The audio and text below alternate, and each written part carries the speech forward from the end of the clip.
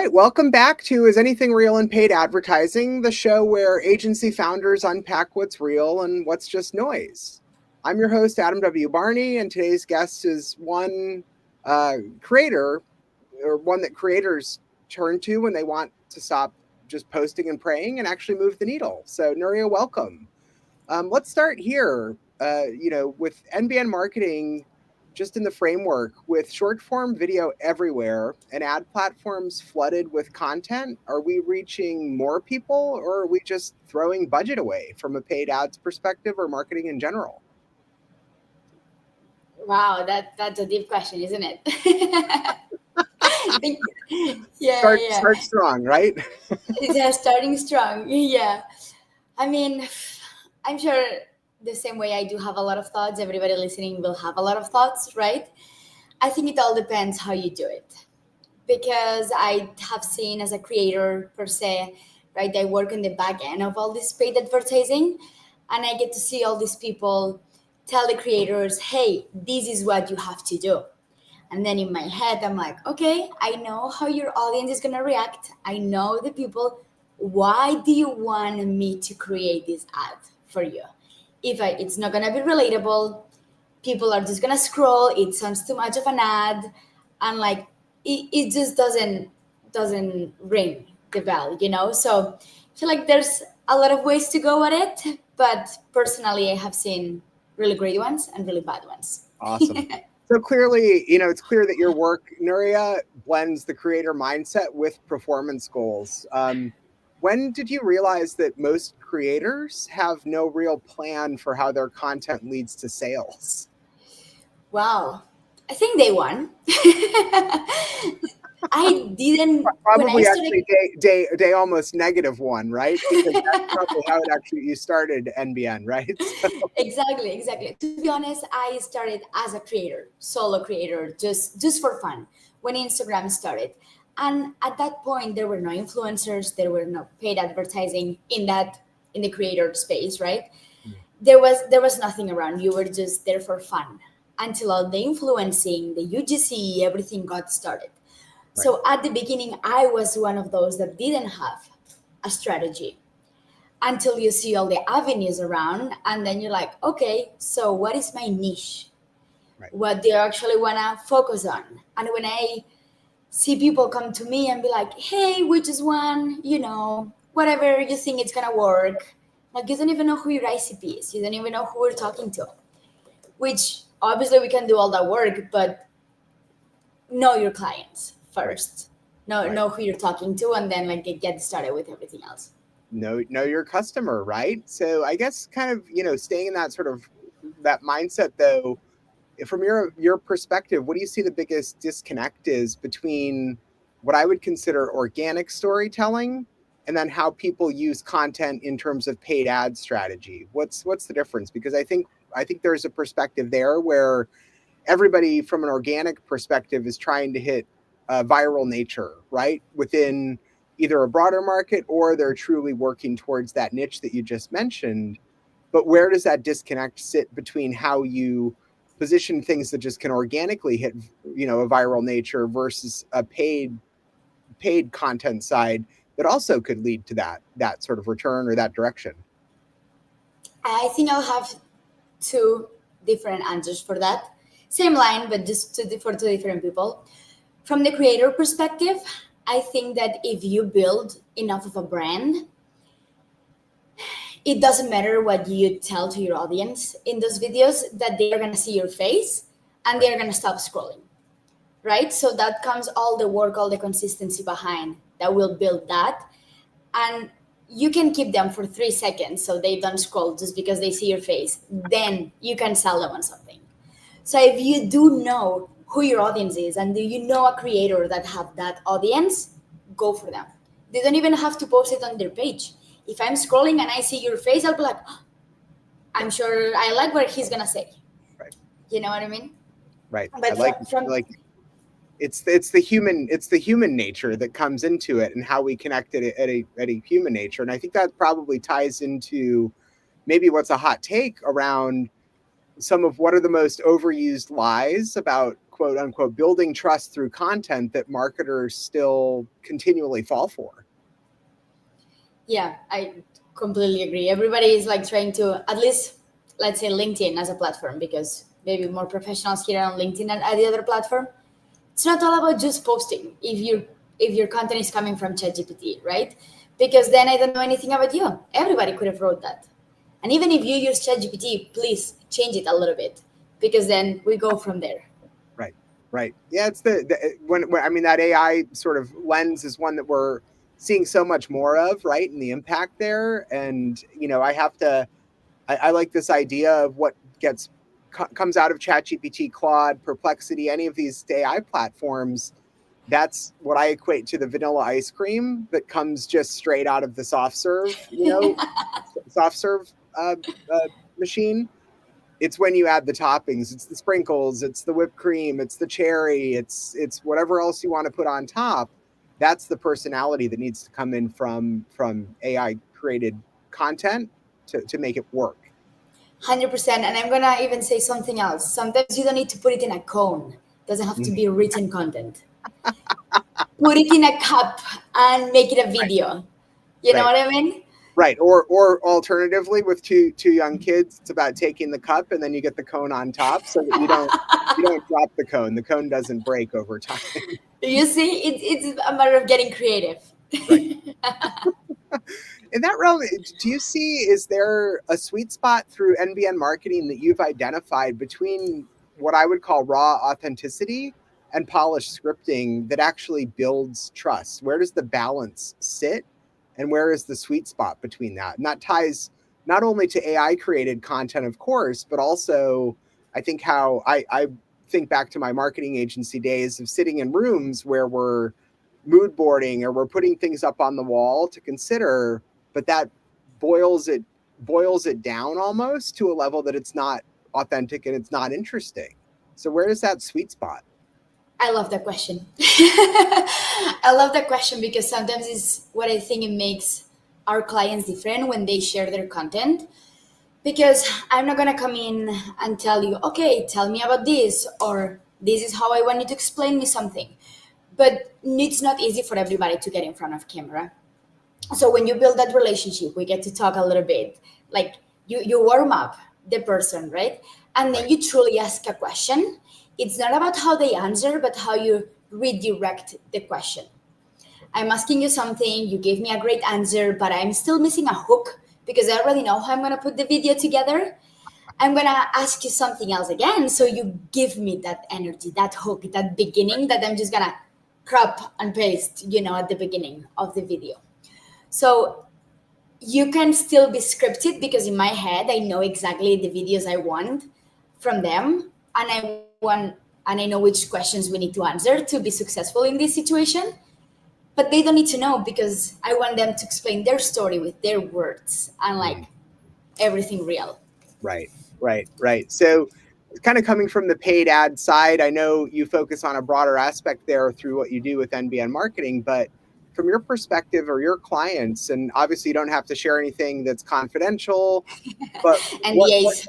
exactly what do you think makes a scroll stopper actually stop the scroll? Is it just that face and voice? Is it that 3 seconds? And then from your perspective of scripting content that converts, not just content that gets likes, how do you know when the script is actually doing its job and the creative that you're building is doing its job? Mm-hmm. That's again a great question because it's something that we work with a lot, right? It's not just about having a script, but it's about having a script that keeps you listening and listening and listening and hoping that by the time you got to a minute of the video, listening to that person that's giving you so much value actually drops what you're there to listen to. And that's when they say, oh, go to the link in my bio and you can download it for free. Boom, you're already It's got it. it's the storytelling aspect of It's it the that storytelling. humans work back to in the primal human brain. How do you mentioned the hook earlier? How do you hook people in early? How do you then lead up and build? Storytelling is a missing aspect, I think, of a lot of how this paid marketing comes to the marketplace, actually. Um, you know, 100%. Yeah, and then so much of what we talk about in my sort of realm of paid media is about what we call reach. But reach without results is just really expensive noise, right? So what metrics do you see creators and marketers that what are the ones they should actually obsess over that actually lead to conversion or to revenue? Yeah. So there's a completely different thing between getting those views, right, and actually moving the needle, as we said before. And you can get, I got a video viral a couple of weeks ago. It got like 3 million views. I'm like, Wow. okay, cool. But it was just a personal video, like a quote that I liked, really nice background, everything. I was not selling anything on the video. The only way that moved the needle for me was getting new followers because people like my vibe, right? But at the same time, if you're actually selling something, where you want to see if the needle has moved is, okay, from those 3 million views, how many people did go to your profile? And if you're selling me something on that video, how many people click on the link in the bio that you're saying? And there are metrics for all of this, so we can see it. Like, how many people have you been losing over the funnel, so you can understand eventually if it's about the content, if it's about the link that's hidden or nobody knows where the link is, or if once they are inside the link, the thing they have to find is like really down when you have to scroll. Or alternatively, you hit a 404 page, right? I've experienced that Yes. times recently, actually, where that's what happens. What was the topic of that viral? Just I'm happy to link it in the episode as well if more eyeballs you'd like to get on it. But what was the topic that you dove into there that hit that realm of virality? It was, I would say, a relatable video, right? It was a really motivational quote of like, just keep going type of thing. It's this thing where, which is not even true, and everybody like knows that, but NASA has a sentence in their offices that says that bumblebees are technically not allowed to fly based on like their weight and everything, but they don't know it, so they still fly. Wow. Oh, So it's like interesting. motivational for Yeah. people. Oh, And I love it. the background was like a video from Spain. That's where I'm from, and it was really nice, to be honest. So I guess everything together got Oh, fun. that's fantastic. That is fantastic. That's sort of though to think about the clients you've worked at. Have you ever had to tell a client straight up and with full honesty, this isn't a content problem, it's a funnel problem? And then how do you coach them to solve that kind of aspect of a problem? That's a tough question. But yes, I had And to. then do you refer them out to someone else to fix that funnel problem, right? There's that affiliate nature that comes into play probably when you face challenges like that. But I'm sure that actually builds the trust with those clients when you tell them you can work with me, you can spend the money to do this. It's fantastic, but it goes back to that metric, conversation. It's not going to convert. It's not leading to the right place. Your call to action is wrong. Your landing page is not right. And then you have to coach them in the direction to solve for that first, because anyone could go and build this fantastic content, but if you don't have a place for it to actually achieve what you're looking to achieve through your KPIs, it's going to fall flat. 100%. And that all comes down to numbers. Because if I'm showing you that, hey, inside of the social media space that I'll do it, either if it's LinkedIn, TikTok, Instagram, whatever platform we're doing, Pinterest, if people are clicking on the link, but then we'll lose them there, it's an easy conversation to be like, hey, the problem is not the content. Like, we nailed the content. What is the next step? Who do I have to talk to? You Yep. know? And now it's when they see that I'm not just there, we just don't want to give them the content and like get paid and leave. We want them to get truly good results, not just for the content. We want Yep. those results to fully end up converting. And I think like that's when you can like see the true colors of somebody, because some people just like, hey, I made my content, bye. Right. I Yeah. think there's also an aspect of eventually this probably goes against the ethos, I believe, of what NbN is built on, but sometimes you have to let go of your pre-realized notions, right? And just kind of trust your gut and run with it. And that's probably a lot of what you talk about. So in that realm, I'd love to understand from your perspective what's one video format or hook that is working right now, but most people haven't caught on to yet, because I think everyone's worn out with things like sales video letters, right? Number one, that run 8 minutes long and they have impactful graphics and, call to actions, but that's not how it works. So what do you see as the next wave coming might be in terms of viral format or hook style that's really going to engage people? And I assume it probably leans into more of that human element actually more than anything else. Yes, 100%. It can definitely depend on many things, right? Because I've seen people get hooks in the way they edit just because of the vision that they give you in the first 3 seconds, or the noise, like the sound that they use. Like there are many things, but there's always like a few sentences that will always work because we're humans and we relate and we want to like listen to others. It's like something nobody's talking about. And you're like, oh, what is it? Because I remember, that you, Adam, talk about paid advertising. Like, oh, I'm sure like he's going to give me some like juicy stuff about paid advertising. But at the Interesting. same time, making sure you keep them completely through the video is important. And sometimes the video doesn't have even to be long. I've seen 7-second videos with a lot of text that make you read the text during those 7 seconds, but you're still not done. So the video starts over while you finish reading.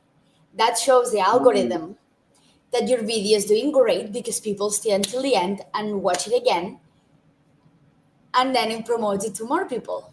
Right. So it Wow. all depends on your content style and what you're actually sharing. So, and I think you've probably seen a lot of this pop up through not the tools like Claude and ChatGPT, but more of the tools that are out there, say Veed or QSO, that take videos that are longer format, and they use that AI magic. They sprinkle it on to bring those viral clips out of a longer form piece of content. I don't believe that that's number one silver bullet. That's not a real thing in the world. I don't think that that's a silver bullet necessarily. But do you have a favorite AI tool that you secretly love, but you never would recommend openly?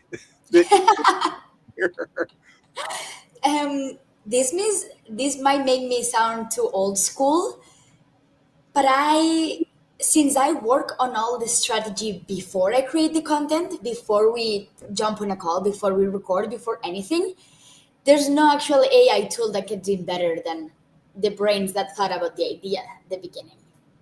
Because let's say I already asked you the right questions and I already know how I want them organized. I'm gonna go to the AI tool. They're gonna sprinkle the imagination and it's gonna turn out completely different. And maybe the message is not exactly what we want to share. I love that. So I'm taking that, Nuria, almost as the answer of the AI tool that you secretly love is just the human that's inside each of us, right? That's exactly. that's a fascinating way to think about it. That's the inside piece that really makes the difference. I Um, mean, don't take me wrong. To start with the scripts and thinking the questions and what's people relating with, and the creator search insights on TikTok, like there are so many things that you can look into. But afterwards, the only one that's gonna understand the message you actually want to share is yourself. So right. Great point. Great point. Kind of shifting gears back to virality, with a quick gut check, sort of. How do you, from your perspective, know a piece of content is about to pop? Do you have once you've is it that spite, where does that spidey sense live inside? And how did you, like, for instance, with that video that got 3 million views, at what point did you realize that that was going to elevate? And how do you know with your clients that you work with that something, maybe it's not when you're creating it, even not when you're doing that pre-scripting work, when you're thinking about the strategy, when you're building the content, but you start to see the first 10% of the results and wow, this hit a thread that it's gonna blow up and explode. That's a good question because definitely you cannot know before, right? You can just guess or everything, but once you've posted, the first thing is how many people has had stayed for longer than 3 seconds, and all the platforms give you the average of how many people had stayed for more than 3 seconds, and you're like, okay, people are getting caught, right? Yep. And then definitely numbers of like, did people share it or not? Is it arriving to like new audience? Am I getting likes of people that are like not my regulars? And are people commenting? Because if people are commenting and they're engaged and you want to go right away and answer those comments, doesn't matter what platform it is, because then the algorithm thinks that you're also getting more comments, so it's pushing it a little bit more because there's engagement there. So Right. there's these couple of things that you want to look into to make sure that you do your best at that moment. But at the same time, you can see posts that on the first hour they get no views, no likes, and you already want to delete it, and you're like, ah. But then it just goes crazy because it hit the right audience. That's So I would not go too crazy with all of those.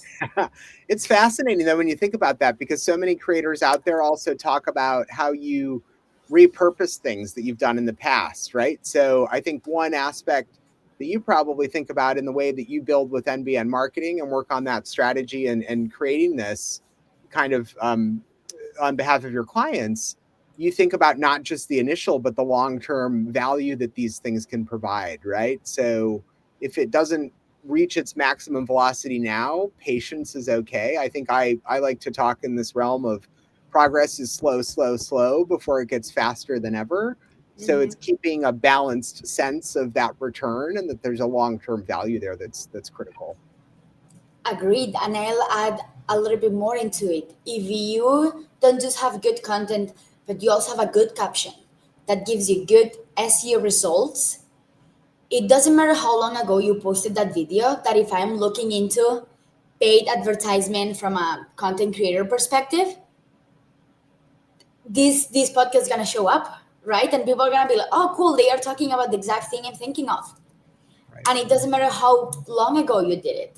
And Yeah. the platform that's the best for that is Pinterest, because pins keep Pinterest. getting going and going for like 6 months. Interesting. There's that nugget on that undervalued tool there that I asked about before. Wow, amazing. All right, Nuria, where can people learn more about your work and connect with NbN marketing? Yeah, we'd love to connect with everybody on LinkedIn, Nuria Garcia Nogueron. You'll see the one you don't know how to pronounce because it's Spanish, that one. And from there, you'll see all my content, Instagram, same name, and even TikTok, I guess. Fantastic.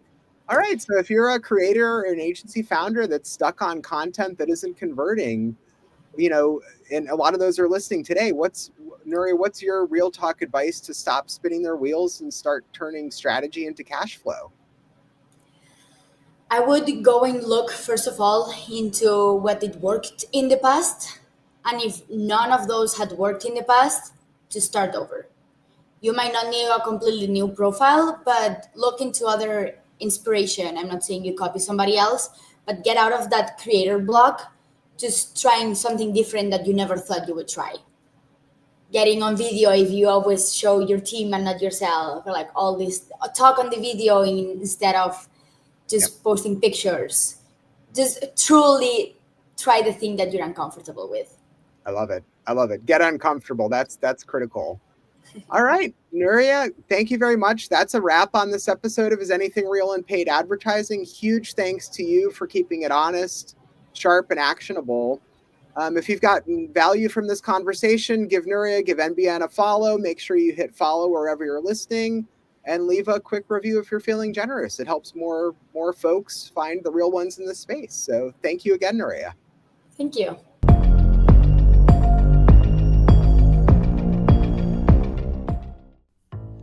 Want to clean up your offer and install a lead gen machine that won't burn you out?